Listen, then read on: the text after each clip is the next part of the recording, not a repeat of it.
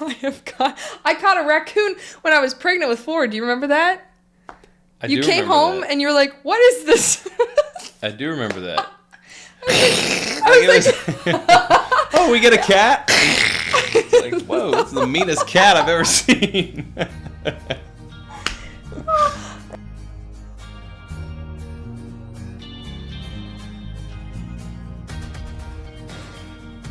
Welcome to the Banter Bliss podcast,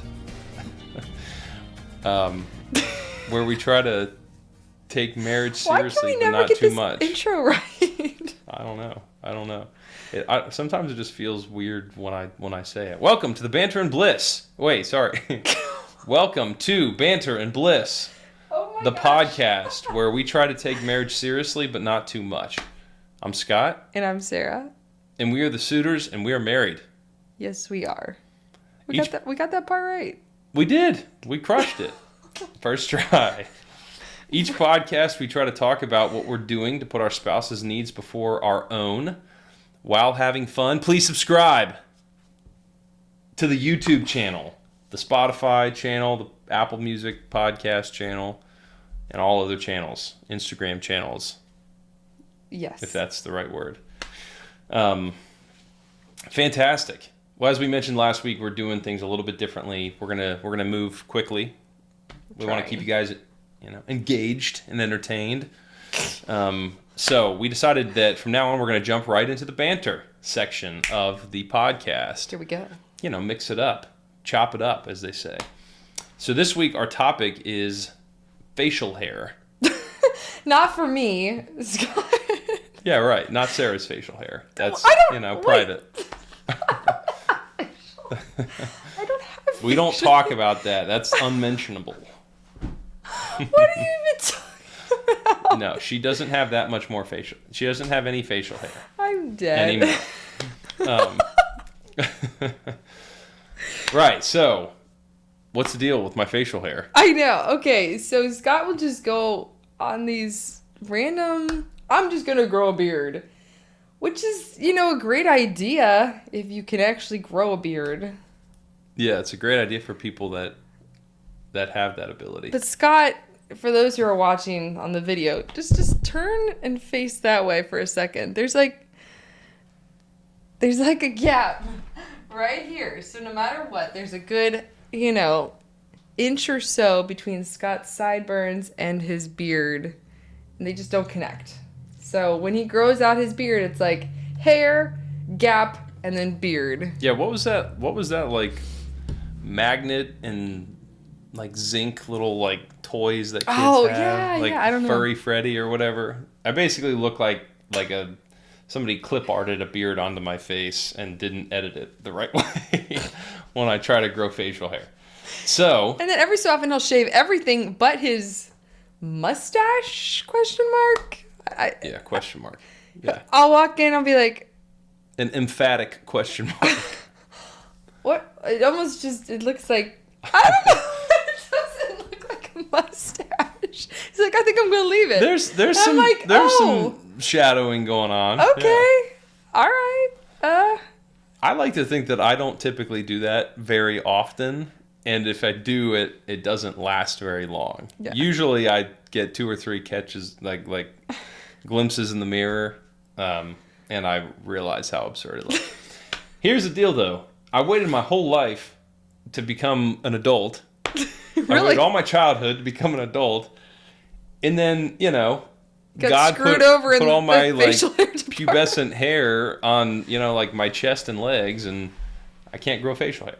So now... I love when he's cleanly shaven because you got a good jawline. My brother and my dad passed away, but my brother and my dad, when he was still alive, could grow really handsome beards. Jay, my brother, grows a really handsome beard, a really handsome mustache.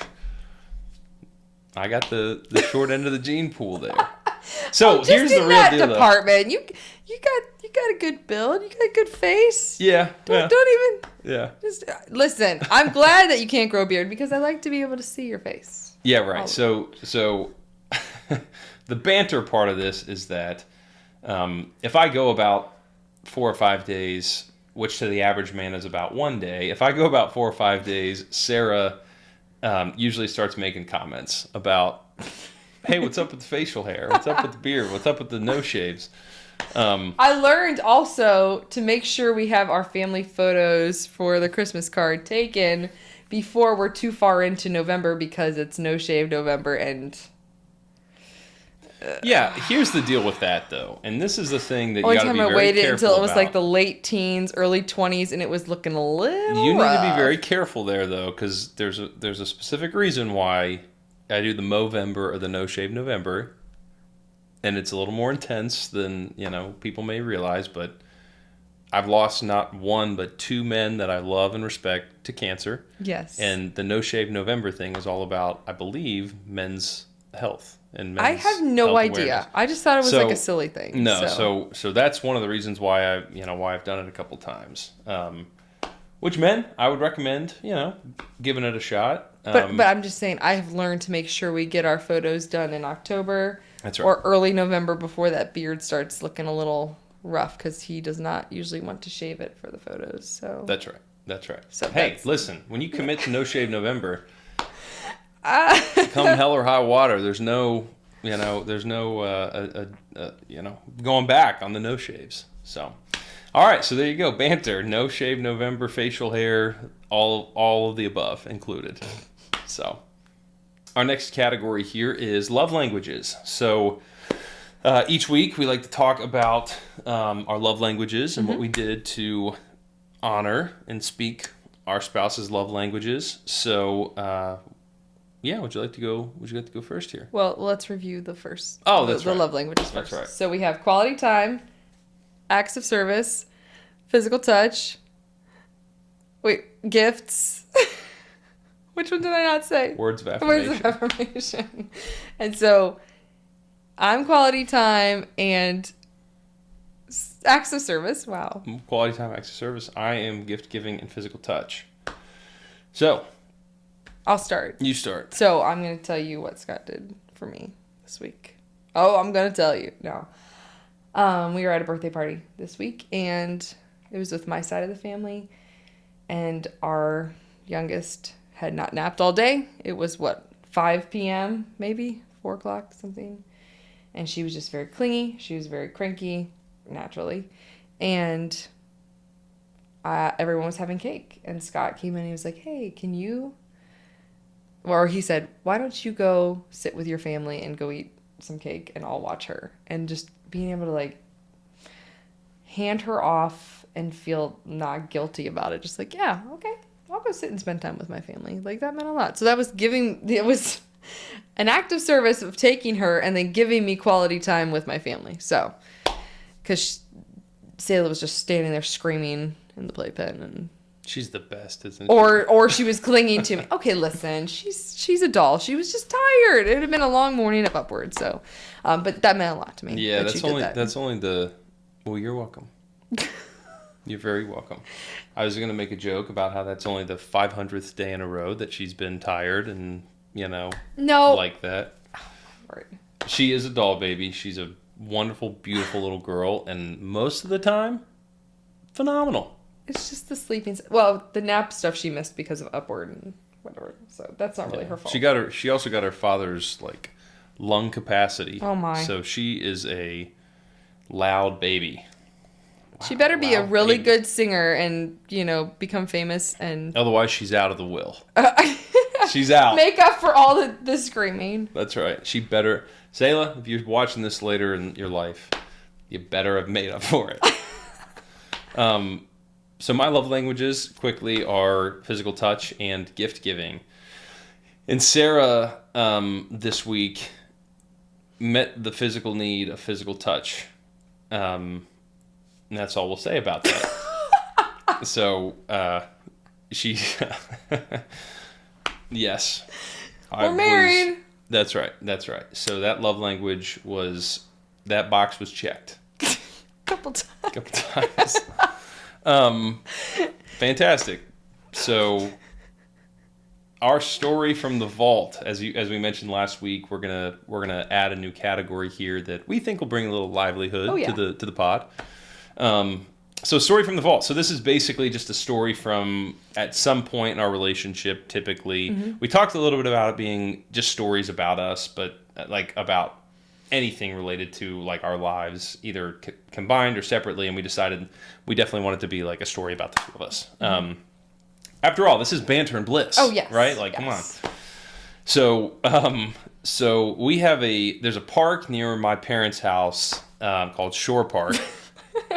We can barely remember the real name of it. We can barely remember the real name of it. Changed the name of it. So due to this story. It used to be, I believe it used to be owned by the nature. I thought it was the farmers, like the farm that was right there. I'm not 100% positive. It may have never belonged to them, but we always thought that it was just part of the farm, the farmer's land or whatever. So probably around 2012, probably around the time we got married, right? No, it was 2013. It was May of 20. No, sorry. When they started building that park out. Oh, gotcha. Yeah, so it became a park sometime around 2010 to 2012 or whatever. Anyways, doesn't matter. Anyways, yeah, who cares? Because, the story picks up. Why are we going into detail? I'm just trying to lay the foundation here. The story goes in, it kind of picks up in 2013 when we were dating. Yes. So you remember it better than I do. I just remember some of the punchline related information here, but I'll let you kind of set the table. Okay. So our church is just down the road. So after church, it was a Wednesday night. It was springtime, and all the bugs in the springtime start coming out. They're like insane. The mosquitoes start getting crazy, and the ticks start going crazy. It is tick season. And I think maybe it had just rained. I'm not sure. Anyway, we were like, let's go for a walk at Shore Park. Yeah, we live in the Midwest, so like, the weather's a little crazy. This is my hair. I just jacked my hair. Your hair's a little crazy. Yeah. So anyways, like... You fixed it. We also, the park is near like a nature preserve. Yes. So, yeah, so there's a lot of wildlife in this park, right? And they hadn't built the full park out yet. No, it was just a gravel path. So yeah, through kind of like a little woodland area. Yeah, so it was dark, I think, and we went or it started getting dark. I think it was like dusk. I think it was getting dark. Dark, and then it got dark. And so we're walking. We were engaged at this point, or about to be engaged. And we just walked, I don't know, maybe for 45 minutes, and then came back to the car, and then drove around the corner where his parents live, and where he lived at the time, and started realizing that we were covered in ticks. Like, they were just climbing all over us. I don't know how. We had just walked. We didn't sit. We didn't stand. We just stayed on the path and just held hands and walked through the nature preserve, and then came back to his parents' house. Yeah, right. And they were crawling all over us, all over the car. Well, it wasn't like, It wasn't a swarm, but they were just like, we were like, what are we? There were probably like 15 or 20, right? No, there were so many more. Like, were there? Okay. I'm starting to feel. I was gonna say, it's like, my skin is starting to like crawl. I had on leggings, I remember, and they're black, and so I'm like trying. Oh man, it was messed up. So we got to your parents' house, and your mom is like trying to help us get them off. Yeah, right. And days later, I was finding them in my car. I'd be driving, and then I'd look up and realize there was like one on my visor. Well, at one and point stuff. we were talking. I think it was this night, like the same night. And it might have even been when we started to realize what was going on. We were in your car, right? Yeah. Yeah, and I'm sitting next to you in the passenger seat, and there's a tick just climbing up the window. Oh yeah, I remember that. Like up the side of the window, and I was like, "Is that a tick?" And sure enough, it was like, "Oh my gosh, they're everywhere!" Right? They were like on our arms, on our legs, crawling up toward our hair, and once they get in my dark hair, it's impossible to find them. It was terrifying. So we end up naming that park Tick Park, and to this day, 11 years later, we still call it Tick Park. And doesn't your family call it Tick Park? Like, I don't know. I'm pretty sure your mom will be like, "Oh yeah, over at Tick Park." Yeah, right. I'm almost positive she calls it Tick Park. And it's just like a family joke. We call it Tick Park. Because it is crawling with ticks. Do not go there in the spring. It doesn't matter if you're just walking. Apparently, just walking through the path. Yeah, right. I can't even it's making my hands. If you're watching the videos, we're like scratching ourselves. Oh, that was terrible. Yeah, it was pretty gross, but memorable. Yeah, that was a little little Tick trip Park. down memory lane, trip down Tick Park Lane there. Brad Paisley has a song about that. That's right. That's right. So yeah, we call that park Tick Park now, and that happened when we were dating. So a little story from the vault for you.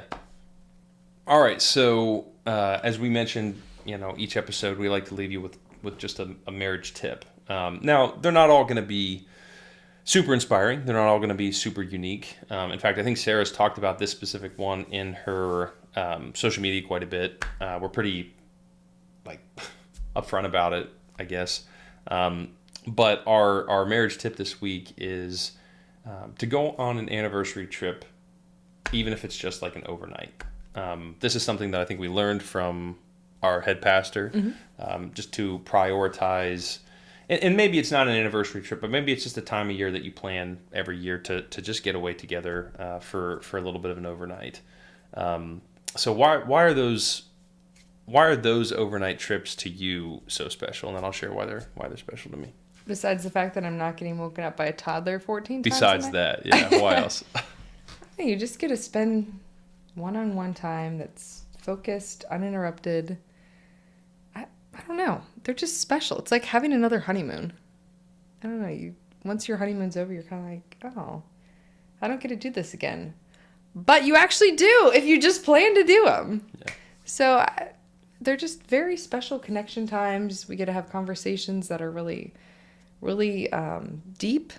And important. Yeah. And again, uninterrupted. When you have kids, you really, really, what's the word? Find so much. Man, I'm not braining. I can't brain right now. It's just so important to have those times where you can actually focus on each other and have conversations that are not being interrupted or having to, push pause and take care of them later. I think there's a lot of fun you can have on those trips. It's a lot of physical connection, again, not interrupted. And even if you don't have kids yet, it's taking you out of your normal routine and going somewhere with your spouse to just celebrate each other and your love for each other. But I don't know, why is it special for you? Yeah, so as we've mentioned on the podcast before, raising a family is something that I always wanted to do. It's something that Sarah always wanted to do, and it is, I would say, the best part of me is the family that I have and the wife that I'm married to, and obviously my faith in Jesus Christ. So I love our children. I love them to death. And they are fun and exciting and a blast and hilarious and God love them, very annoying sometimes and just very needy, right? And so the reason I love those trips is because we get caught up having about 90% of our conversations being about the children, about problems with the children, about things that the children need, about things that, took place that day with the children. Mm-hmm. Most of our conversations are about them. Mm-hmm. And that's great. They're going to grow up and move out of our house one day, and you're going to be stuck with the big lug. And when we go on those trips, it's comforting to know, we've said it many times on this podcast, it's comforting to know that not only do I love you, but I like you. Same. I like spending time with you. I like having conversations with you. We can stay up late doing things that we like to do. We can watch movies that we want to watch. We can eat junk food that we want to eat. We can make fun of each other and goof around. We can sleep in and listen to audiobooks that we want to listen to. We've done all these different things on our trips, and we've gone to great places. We've gone to Colorado. We've gone to Arizona. We went up north to kind of we went to Michigan. We went to kind of like middle northern Ohio, stayed in that treehouse. We've done some really fun things. Georgia. Just the two of us. Yeah, we went to Georgia. So we've been able to spend so much special time. It's like I joke every time we go somewhere, I'm always like, we're going to move here one day. But what I'm realizing is that just being in a different place when it's just me and the person that I love most in this world, just kind of doing whatever we want to do, it's just important. It's just an important time to be together and to spend together, and it just reframes our relationship. Yeah. And I think the reason I love it so much and why I think it's such an important marriage tip to share is because that that exclusivity with your spouse, it reignites intimacy and reignites compassion and just feelings of like, I don't know, like similar feelings to how we had when we were first dating, right? Like you just have a different you have different conversations, and the time is just spent so much differently together. And so being able to kind of like step away for a couple of days and do that, it's so important to us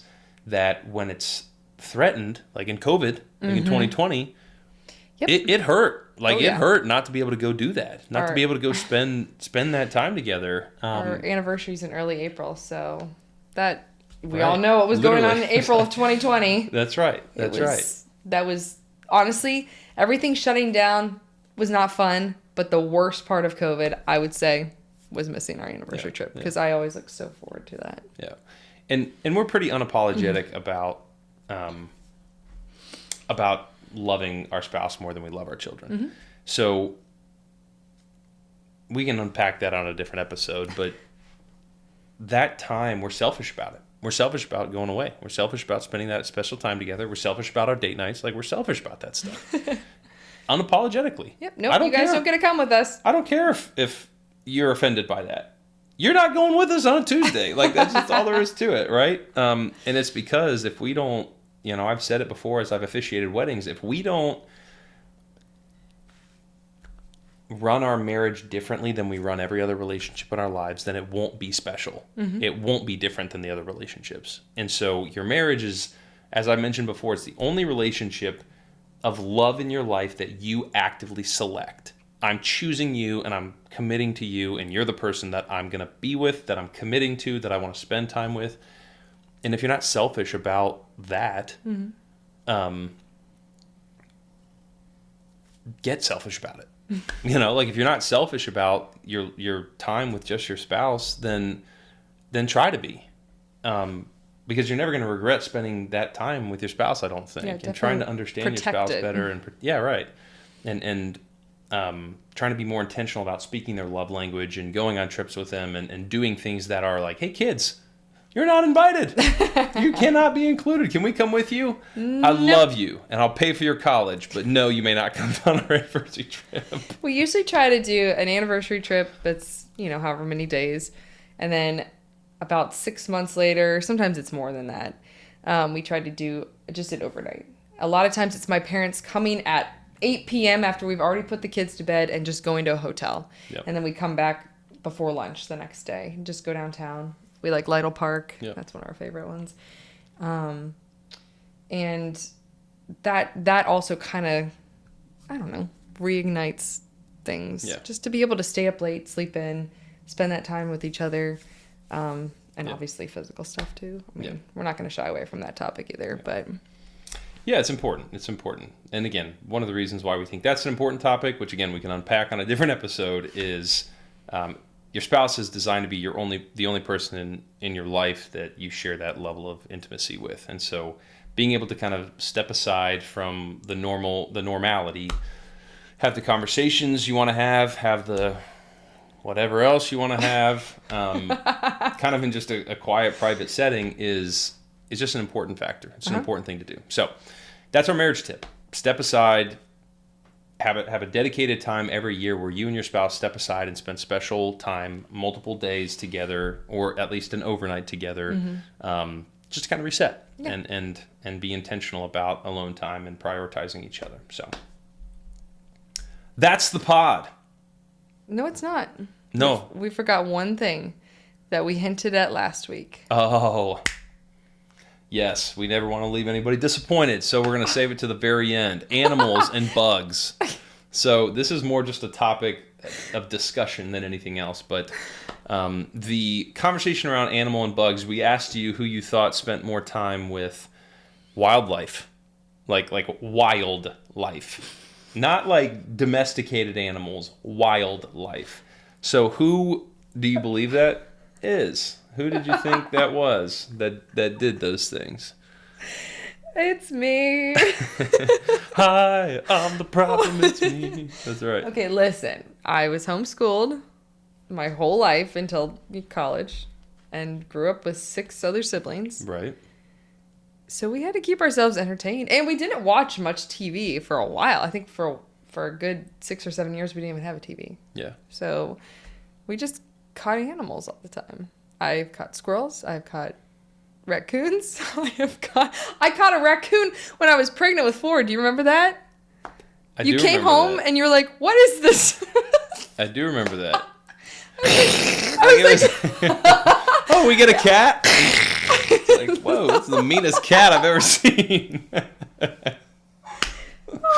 Hey, listen, it was getting into our actual cat's food, and I was like, absolutely not. Did you see that video of that raccoon running with the cat food? Oh, yes. No, I think I was about 8 months pregnant when I caught that raccoon. I don't have any idea how you did that. Like, seriously, like, she's like, I caught a raccoon. I was like, oh, hey, what? You caught a raccoon? What do you... Sorry. Back up. Like standing there massively pregnant. Yeah, it's like, hey, how was your day? Oh, it was good. You know, I did this, did that, caught a raccoon, cleaned the garage. It's like, oh, cool. Huh? It's like, caught a raccoon. Again, like, I don't know how you did it. I don't know how she caught the raccoon. I think you put the cage at the front of their little cat house and then somehow like scared it into the cage and probably. But again, like, what? So she left. The sad part is that raccoon, sadly, may he rest in peace, did not make it. Well, we didn't kill it. Something else. But Sarah and her siblings would like grab snakes by the tail and launch them into the air, catch birds in the backyard. Oh yes, I caught so many birds. We had this laundry basket set up. I was teaching Flynn about this, and she really wants to try it. But we would take a laundry basket and a stick, and we would tie a string around the stick and lead it all the way into the house. And when a bird went under we would put a little bit of bird food or whatever down there, bird seed. And whenever a bird would go under the laundry basket to eat the food, we'd yank the stick out and it would catch the bird. I don't even know how many birds we caught. It's a ridiculous amount. And then I'd bring them into the house. You guys have heard of the bird epidemic of Cincinnati in 1998, right? I would catch them and bring them in the house, and every so often they'd get away and start flying in circles. And sounds like a paradise to grow up. You can ask my older brother, who's 17 months older than I am. He hated birds, and I knew that. And there were a couple times I might have just kind of let them loose in the house, and he was not happy with me. They're pooping on stuff. It's great. Yeah, right. So, but the joke's on me because now we have an old house, and birds somehow keep getting into our attic. So I'll go to move a container of stuff, and then I'll be like, and there's just like a dead bird there up in the attic. So yeah, this is payback. I know. They heard about what you did back when you were a kid, and they're all coming for you. Yeah, we caught all kinds of critters. So and actually there was one bird that my brother saved because a crow attacked it, and then I took care of it, nursed it back to health. It would sit on my finger while I was doing my school. So homeschool. And they all got the swine flu. The bird flu. The swine flu. So close. Yes. The bird flu is what I meant to say there. Anyways, then I let it go and promptly got hit by a car. So. Wow. I know. Maybe you didn't do it a favor there. Well, it went flying away. That is literally like a cartoon episode. Like, you know, I was like the why? irony. I didn't know if it was a boy or girl, so I named it Sandy because I was like, it was a neutral name and it was kind of a sandy color. And then it like literally flew away and just got hit by a car. I'm not joking. No, I believe you. I just think... I spent I didn't even know how long getting it. I mean, it was ripped open and stuff, like bleeding when we got it, and I Sarah had this bird for 4 years. No, I did not. See ya, Sandy. It was like a poof of feathers. Yeah, oh well. That's pretty tough. Would you rather be that bird or the bird that Randy Johnson? You know. Oh my gosh! Yes. Wow. Anyway, all right, we're starting to dissolve here into nothingness. But that's, Sarah spent a lot more time around wildlife, ultimately than I did. Like a real life Disney princess, In many ways, yes. In many ways. And the birds. That's not a Disney prison. Whoa. That's Enchanted. Ouch. Oh, I thought you were doing the Shrek thing. Oh. Oh. No, that's no. Oh, okay. That's not My no. bad. Not even that's the same. DreamWorks. Not even the same song. That's 0 for 2. Swine flu, no song. Bad song, I mean. All right, that time. That is actually the pod. Is the end of the podcast. We're not going to tease next week because we didn't think of anything to say. We did, but we'll save it for later. Oh, we did? Oh. Anyways, thank you so much for listening. This has been Banter Bliss, the podcast where we try to take marriage seriously, but not too much. I'm Scott. I'm Sarah. And we are the Sutters. And we are married. Yes, we are. All right. I'll see you guys next time. Subscribe to our stuff.